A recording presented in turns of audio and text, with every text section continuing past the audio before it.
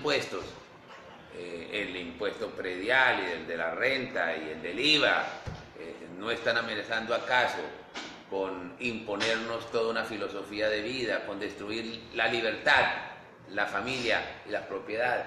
Y frente a ello entonces hay que enarbolar unas banderas, unos principios, unos valores. Entonces, por eso deben votar por mí. Nos diferenciamos de la doctora Ramírez y del doctor Iván Duque. Desde luego que hay coincidencias. Estamos en una consulta para escoger un candidato único ¿de qué? De ese sector. ¿El sector qué? Que se le enfrentó a Juan Manuel Santos y que no quiere que se continúe con este mal gobierno. Pero el auténtico representante del no, ¿quién es? En esa terna. Soy yo. No, yo no creo que esto se soluciona simplemente con modificaciones cosméticas. Soy el auténtico representante del no. Soy el de los tres, el que tiene unas propuestas con mayor sensibilidad social. Soy yo. Es indudable que ello nos distingue, ello nos diferencia. Yo creo que al país se debe rehacer la institucionalidad para lograr enfrentar con eficacia todo esta desbarajuste, esta disolución institucional y social. Pues quien plantea y propone una convocatoria constituyente para hacerlo, pues soy yo. Hay muchas diferencias, desde luego, hay similitudes, estamos convergiendo. Hubo un hecho fundacional de este sector. ¿Cuál fue el hecho fundacional? El 2 de octubre. El 2 de octubre, allí convergimos muchas fuerzas, nos dejó una enseñanza, ¿cuál? Que podemos derrotar al régimen, que lo desafiamos, que lo derrotamos, que estuvo al frente nuestro todos los partidos políticos, sus maquinarias, todos los alcaldes, todos los gobernadores, un presidente que abusó del poder, que cooptó los diferentes órganos del Estado, que no permitió control alguno, pero bueno, la mayoría de los medios de comunicación, con honrosas excepciones, pero la mayoría de los medios de comunicación estuvieron ahí, la clase dirigente, el concierto internacional, el señor Obama, Naciones Unidas, la Unión Europea. Nos tocó enfrentar a todo eso, los derrotamos sin organización, sin articulación, sin recursos, pero lo hicimos. Ahora, con mayor razón, eso exige que mantengamos esa unidad y que la estamos manteniendo. Vamos a escoger candidato único, ese candidato único indudablemente va a ser el presidente de la República. ¿De esa consulta también saldría el eventual vicepresidente? Por supuesto que sí, quien gane será el presidente, el segundo será su fórmula vicepresidencial. Entiendo. Usted dice que es el auténtico representante del no en esa terna. ¿Qué pasaría si usted no solamente gana la consulta, sino que gana las elecciones presidenciales? ¿Cómo quedan los acuerdos de paz? Mire, hay unos inamovibles, unos factores que son inamovibles, que tienen que ver con la impunidad, que tienen que ver con la elegibilidad, que tienen que ver con el acceso al poder de los criminales de guerra y los responsables de delitos de lesa humanidad, que tienen que ver con el lavado de activos. Pues esos son inamovibles que deben ser definidos en una constituyente. Ahora, muchos dicen, ¿es que vamos a volver a la guerra? No. La mayoría de los guerrilleros rasos están amnistiados, están indultados. Incluso no se hubiera requerido siquiera los acuerdos de La Habana, con la ley de orden público se hubiera podido. Pero lo que definirá la constituyente es el tema de los criminales de guerra y los responsables de delitos de lesa humanidad. Entonces, es indudable que ahí hay los inamovibles. Lo que me permití decir el 27 de diciembre al doctor Iván Duque y a la doctora Marta Lucía, hay unos inamovibles. Esos inamovibles fueron las razones del no. Allá hay una gran deuda, una deuda con la sociedad colombiana, aquí hay una legitimidad y un carácter espurio de esos acuerdos, y vamos a definirlo en una constituyente esos temas. Pero no solamente para eso, hay que reformar la justicia, o no hay que reformar la justicia. No, hay que profundizar, hay que restablecer la división de los poderes que pulverizó, que volvió trizas el presidente Santos. Aquí el Ejecutivo y el Judicial son instrumentos y desarrollan las agendas políticas del gobierno. Eso hay que hacerlo, hay que devolver la confianza, hay que devolver la credibilidad, hay que rehacer los órganos de control para que combatir efectivamente la corrupción. Tantas cosas que hay que hacer, porque si no se hace eso, pues quien gobierne será el primer secuestrado del país. Y yo no voy a ser el primer secuestrado del país. A través de Facebook, Walter Lemos le pregunta qué haría para combatir la corrupción. Mira, hay varias cosas para combatir la corrupción. Unas en las cuales estamos de acuerdo casi todos los candidatos, otras que propongo. Unas que son de carácter casi que elemental, de sentido común, que el que la haga la paga, que los corruptos le tengan miedo a la autoridad, que hay que disuadir a los corruptos. ¿Cómo hay que disuadir a los corruptos? Mire, es necesario modificar, hacer modificaciones punitivas y modificaciones sancionatorias y modificaciones en los estatutos disciplinarios, en los estatutos contractuales. Es necesario que sea efectiva la extinción de dominio de los corruptos, que no se queden con la platica, que le quitemos las platicas, que le extingamos en procedimientos rápidos, en procedimientos sumarios rápidos, que realmente generen no solamente la confianza ciudadana, sino que sean una sanción y que le devuelvan la credibilidad a la ciudadanía. Pero ¿quién más? Es menester extinguir igualmente, disolver, liquidar las personas jurídicas que resulten condenadas por actos de corrupción, impedirles permanentemente sus relaciones contractuales con el Estado, y a los funcionarios públicos impedirles de por vida que vuelvan a vincularse con la administración, y cercenarles y limitarles sus derechos políticos.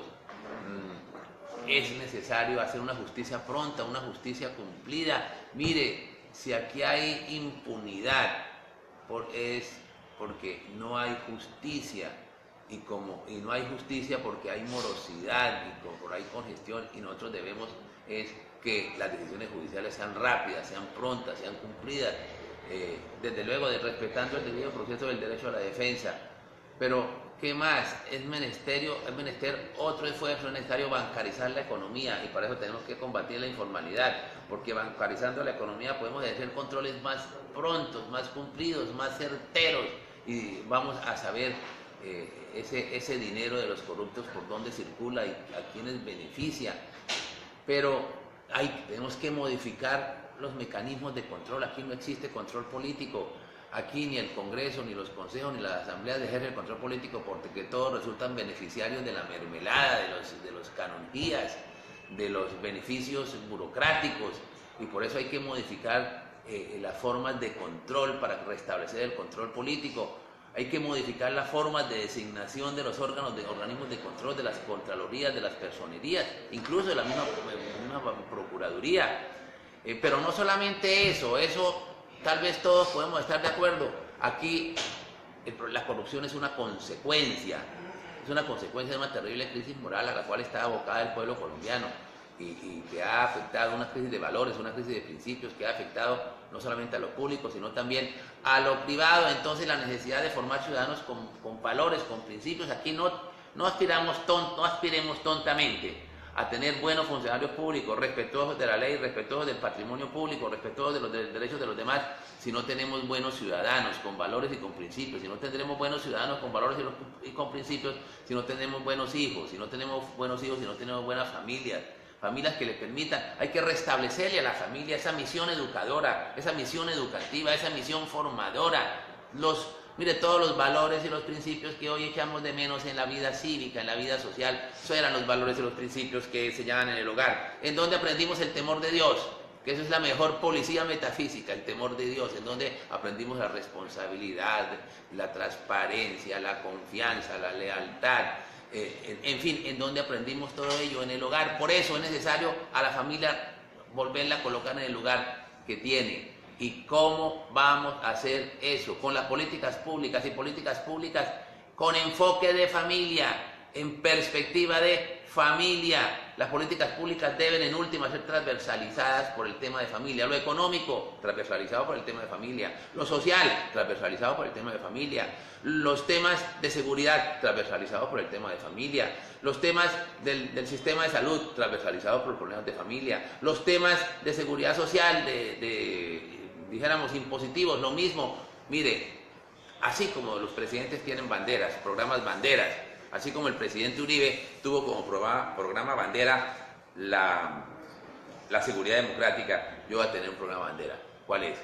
Fortalecimiento de la familia, políticas públicas para la familia, para la defensa de la familia, para que los papás podamos ejercer ese derecho natural que está en la Constitución de escoger la educación de sus hijos, para lograr enfrentar y desmontar políticas públicas que quieren en últimas terminar adoctrinando a nuestros hijos en la ideología de género, porque las políticas públicas en Colombia están diseñadas, muchas partes de ellas, para destruir la familia colombiana. Hay gente que por esos planteamientos lo tilda de radical. ¿Eso es una imagen favorable o desfavorable para usted? Pues mire, yo no sé, pero ¿por qué me dicen radical? Porque defiendo radicalmente la vida. Entonces, ser progresista es decir que en Colombia se tiene derecho a matar al más débil dentro de los más débiles. ¿Cuál es la radicalidad ahí? Defender la familia desde su concepción hasta la muerte natural. Eso es lo radical. Y lo progresista, ¿qué es? Decir que existe el derecho a matar a los más débiles dentro de los más débiles. Pregunto, ustedes responderán, ¿cuál es lo sensato? ¿Cuál es lo razonable? ¿Qué es lo justo? ¿Qué es lo humano? ¿Defender la vida de los más débiles o decirle a los más débiles que ustedes no tienen derecho a la vida? No quieren que los niños nazcan, no quieren que los viejos vivan. Eso es ser progresista, decir, hay derecho a matar. Entonces, decir que uno que es radical porque defiende la familia y decir que ella, en últimas, que el matrimonio se requiere que los sexos sean distintos para transmitir la vida, eso es radicalismo. Es radicalismo decir que los bandidos deben estar en la cárcel. Es radicalismo decir que las víctimas deben ser protegidas por la autoridad. Es radicalismo decir que no se puede envilecer a nuestra juventud mediante la legalización de la droga. Es radicalismo decir que es necesario proteger al emprendedor y reducir impuestos. Es radicalismo decir que es necesario enfrentar el sistema de salud deshumanizado mediante una decisión en la cual las EPS no tendrán por qué manejar un solo peso de los recursos de la salud. Eso es radicalismo. Yo no creo que sea radicalismo. Radicalismo es lo otro. Radicalismo es decir, hay que matar a los niños, hay que matar a los viejos. Radicalismo es decir, hay que premiar a los bandidos. Radicalismo es decir es que en Colombia quien la hace pues no la debe pagar. Radicalismo es decir es que hay que expropiar. Radicalismo es decir hay que perseguir a los que crean empleo. Radicalismo es decir hay que ideologizar y adoctrinar a nuestra niñez en una ideología contra las creencias de los colombianos. Eso realmente sí es radicalismo. Lo otro es defender la sociedad, defender nuestras tradiciones, construir el bien común. Lo otro es, lo que estoy haciendo es actuar responsablemente. Eso sí, yo tengo unos valores, yo defiendo unos valores y unos principios que estaban a la vera del camino, los he recogido y quiero que esos principios sean los que permeen las políticas públicas y dirijan los destinos del Estado, defendiendo las libertades, defendiendo a la familia, defendiendo la propiedad, defendiendo esos trípodes sobre los cuales se ha construido nuestra sociedad: familia, libertades, propiedad. Eso es, y yo no... Ahora, ¿y porque tengo convicciones? Y tengo convicciones religiosas, sí, yo soy un hombre temeroso de Dios. Y eso es lo que garantiza el cumplimiento del deber y eso no es una amenaza para nadie. Doctor, bueno, tuvimos muchísima interacción en redes, le damos gracias a esas personas que se conectaron a través de Facebook, a través de Twitter y quienes nos estuvieron siguiendo a través de nuestro canal de YouTube. Un último comentario para las personas que quieran participar en la consulta, ¿qué tienen que hacer? Tienen que llegar a solicitar el tarjetón de la consulta. Le podemos dar esas indicaciones para que la gente tenga conocimiento. Claro que sí, va a haber una consulta el próximo 11 de marzo, el día de las elecciones de Congreso. Ustedes llegarán a la mesa de votación, entregarán su cédula al jurado. Ellos le entregan 2 tarjetones, el del Senado y el de la Cámara. El tarjetón de la Gran Consulta por Colombia no se lo entregan. Hay que solicitarlo. Hay que pedirlo. ¿A quiénes? A los jurados. Después de que le entreguen los 2 tarjetones del Senado y de la Cámara, ustedes le dicen, por favor, me da el tarjetón de la Gran Consulta por Colombia. Y ahí encuentran, este es el tarjetón de la Gran Consulta por Colombia. El que gane esa consulta será el candidato único de ese sector. Lo mostramos también a quienes nos siguen a través de Facebook, a través de Twitter, bueno, para que lo puedan ver. Ah, muy bien.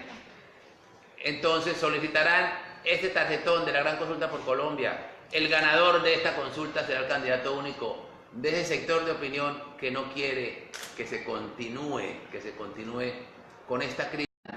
Estos dos otros candidatos, los dos que se me olvidó el nombre de ellos, se me acaba de olvidar el nombre de ellos. Y aparece aquí Alejandro Ordóñez con las tirantas a la derecha del tarjetón de la derecha. Gracias. Doctor, muchísimas gracias por acompañarnos y gracias a ustedes quienes estuvieron muy atentos a esta transmisión. Gracias a todos los que se conectaron a través del informe.